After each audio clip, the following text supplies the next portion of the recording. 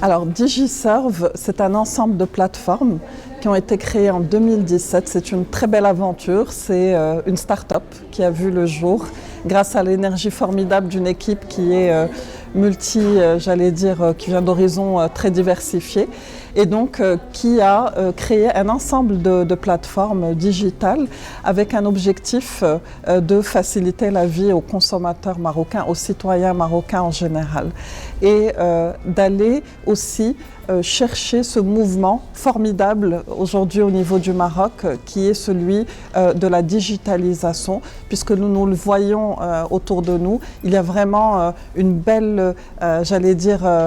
aventure digitale qui a commencé depuis, quelques années mais qui s'est beaucoup accélérée dernièrement. Donc voilà, DigiServe, c'est tout ça, c'est des belles énergies, c'est des plateformes digitales, c'est de l'inclusion digitale et c'est surtout aller faciliter la vie aux citoyens marocains parce qu'aujourd'hui, on ne peut plus faire sans le digital justement. Et d'ailleurs, le Covid nous l'a largement prouvé.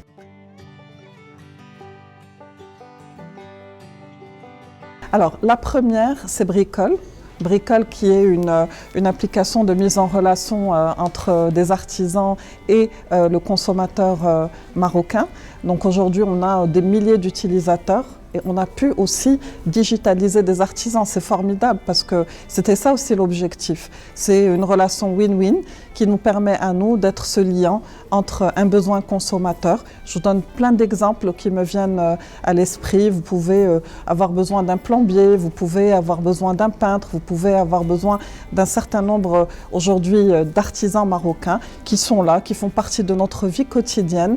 Et cette application justement est là pour pouvoir accéder à eux de la manière la plus facile avec aussi une prestation qualitative puisque derrière on a une notation qui permet de dire l'artisan a bien fait son travail et aussi un pouvoir de recommandation pour qu'il puisse derrière développer son business. À côté de cela, on a Mchina pour le covoiturage. Alors, quel meilleur exemple que celui de cette période critique du Covid où on a eu beaucoup de sujets en termes de mobilité. Donc, Mchina était une réponse, elle l'est toujours par rapport à ce besoin. Deuxièmement, on a un vrai sujet par rapport à cette idée de covoiturage qui est de dire nous sommes des citoyens responsables, nous voulons préserver notre planète et moins on fait rouler de voitures et mieux c'est. Troisième, et non des moindres, c'est Daira, qui est une application, une tantine digitale. Vous connaissez la problématique de l'épargne au niveau du Maroc. Et donc la tantine, ça fait partie de nos traditions, que ce soit au Maroc, en Afrique subsaharienne. On a une cagnotte, les gens se réunissent entre eux, des amis, ils ont l'habitude, chacun va cotiser une fois par mois et à la fin du mois, l'un d'entre eux va récupérer la cagnotte. Donc on est arrivé comme une évidence par rapport à un besoin qui existait déjà et aujourd'hui ça marche très bien. On a vraiment des consommateurs réguliers, ça permet de discipliner, ça permet de piloter cette cagnotte-là et puis ça permet aussi de mettre en perspective un projet de vie et c'est essentiel aujourd'hui. Alors, à côté de cela, j'ai laissé le meilleur pour la fin pour moi parce que c'est mon petit coup de cœur, celui de Lina. Lina qui est une plateforme du don de sang et que nous avons créé il y a là encore 2 années, lancée dernièrement. On va dire qu'elle a pris son essor en 2021. On connaît tous aujourd'hui la problématique de la réserve du sang au Maroc.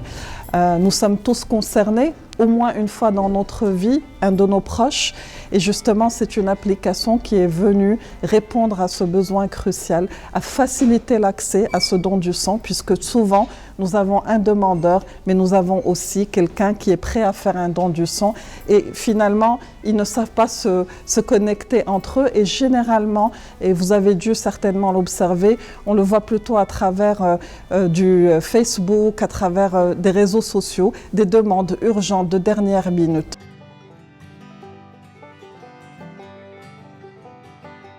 Alors justement, je le disais tout à l'heure, mais je n'aurais cesse de le dire, initialement DigiServe c'était quoi et c'est quoi aujourd'hui sa vocation?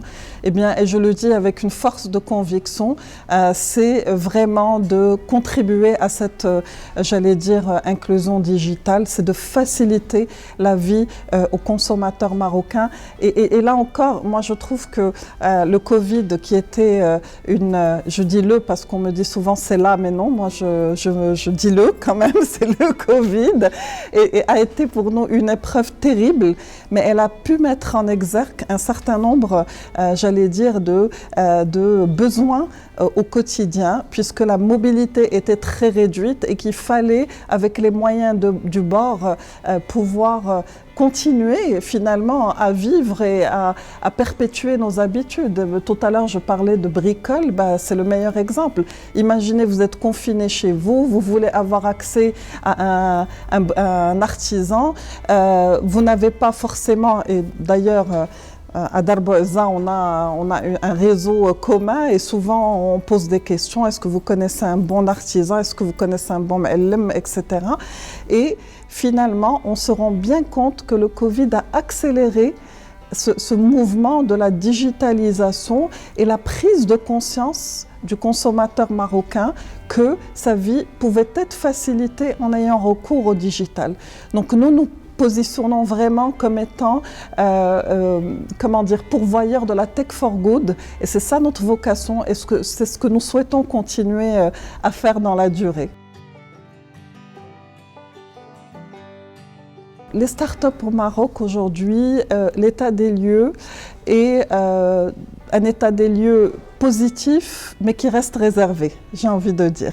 Il est positif très certainement parce que moi j'ai eu la chance de travailler dans différents environnements sur ce sujet de l'innovation, d'accompagner un certain nombre de startups, même de les créer avec, d'ailleurs on a pu récupérer quelqu'un, Reda pour ne pas le nommer, qui était un pitcher qu'on a accompagné pour le lancement justement de Daira et qui finalement a intégré les équipes avec son idée. Et donc, on a vraiment une très belle, j'allais dire, une très belle évolution aujourd'hui que nous constatons, avec aussi des incubateurs qui sont là, pour beaucoup sont très professionnels dans leur approche et permettent d'accompagner justement cette volonté des jeunes à vouloir se lancer dans l'aventure de l'entrepreneuriat des startups. En revanche, là où j'ai un peu plus de réserve, c'est de voir que finalement, et moi j'ai eu cette expérience puisque on fait appel régulièrement à moi pour être membre d'un jury, qu'on a un noyau dur qui est là et qu'on voit un peu partout.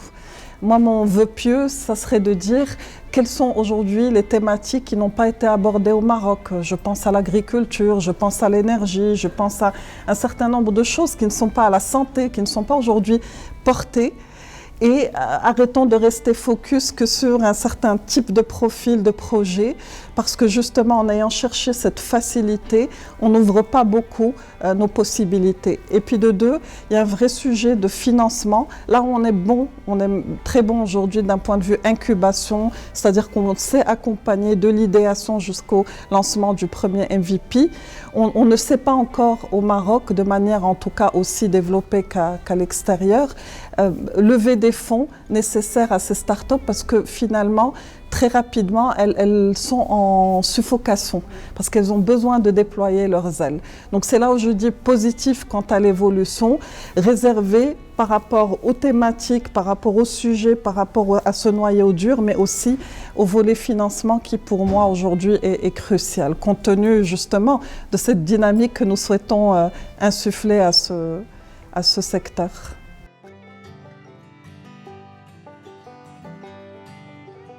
Aujourd'hui, je pense qu'on a un bel appétit parce qu'on voit qu'il y a un besoin, on voit qu'il y a une demande, on voit que le marché répond, on voit que l'expérience aidant, nous avons pu, j'allais dire, améliorer certaines choses et nous continuons. Il faut avoir beaucoup d'humilité dans ce domaine-là, sinon on prend la grosse tête très rapidement et c'est très mauvais puisque finalement notre vocation c'est de satisfaire cet utilisateur final. Et donc oui, j'ai envie de dire, nous allons continuer à réfléchir autant que nous avons abandonné aussi. Nous avons eu l'humilité de dire il y a certaines choses qui ne marchent pas. J'ai en tête une application que nous avons dû abandonner en cours de route. Et c'est ça la force du modèle du start-up et de son agilité. C'est de pouvoir dire, à un moment donné, j'ai eu une idée, Eureka, c'est bien, mais au final, en testant cela auprès du consommateur, je me rends bien compte que l'idée n'était pas aussi, non pas bonne, mais en tout cas n'a pas eu son répondant au niveau du marché. Donc nous allons continuer à réfléchir, à développer, à admettre quand c'est moyen, à améliorer. C'est un cycle qui est vertueux, il est nécessaire et une start-up par essence, c'est ça sa force de frappe, c'est son agilité, sa souplesse.